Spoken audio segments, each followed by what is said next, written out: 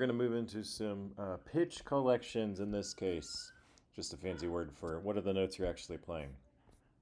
Also, in this first one, you just go through the piece, and then you add each note. There's an F sharp, here's an F, here's an E, here's an E flat, here's a D. You'd just be writing all these. We'll just go in the order we find them. You'll add a B, you'll add a C. We already did that one, so you don't need to do it again.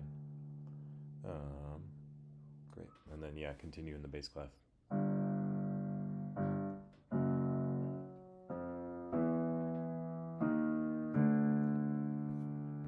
We'll do that same thing for Mozart's Piano Sonata in C major.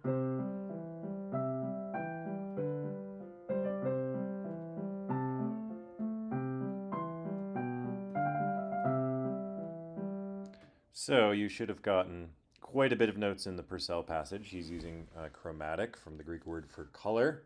And then way fewer pitches in the Mozart tune. He's using the diatonic collection of scales. This is just our fancy word for we're in C major, so we're going to use just the notes in C major. If you want to use notes outside of C major, that would be being more chromatic. So you should continue to do that. See if you can identify the pitches here, and then determine if it's mostly chromatic or if it's diatonic. Are we just in the same key, or are we using all of the notes?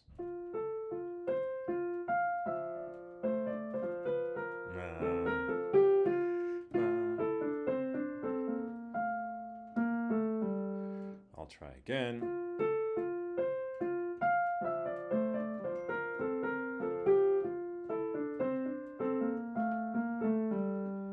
Okay. We hear that melody repeats in both hands, huh? So our kind of most important subset would be the major scale. It's really our foundation for a lot of music. The chromatic scale is used for basically for emphasis. Sometimes you can show like the sadness when it's descending. I did that a lot in the musical. Or you can show virtuosity. Think about Flight of the Bumblebee. Or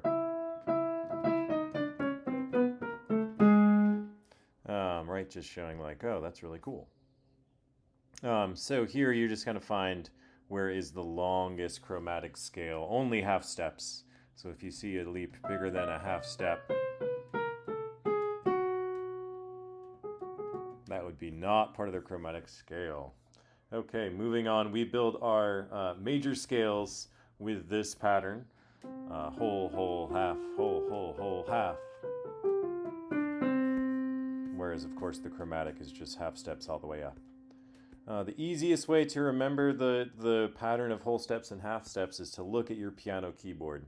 Because if you play the white keys starting on C, you will have that whole step pattern. So C, D, E, there's the half step, and there's the half step. It's also good just to get used to the sound so you can play it anywhere. Oh, there we go. Okay, scale degrees are just the name for whatever note you are in the scale, right? A lot of times you can just say, the first, second, third, fourth, etc. scale degree. And you can even write out music just by writing those numbers. Or a lot of places they'll actually give them the solfege names. Do, re, mi, so, fa, la. And a lot of times we always say T. A lot of people actually will say C with an S. La, si, do. But works the same way. You can say do, do, so, so, la, la, so. Or you can say C, C, G, G, A, G. Or you could say 1, 1, 5, 5, 6, 6, 5. In like a lot of Chinese musical notation, they'll just use the numbers instead of actually writing notes. Any of them are valid. Okay, you're just going to try to figure out what are the notes here. So we're just in the C major scale. If that helps you, so...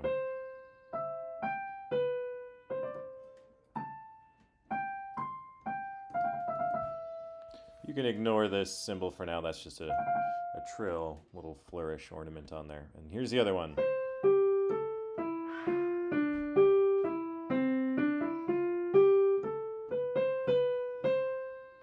And it's also suggesting you sing the notes too. You might think, hey, I'm not a singer, but singing is really great because it trains your ear, and your ear will improve. And your singing will improve too if you do it. So, yeah, give it a shot.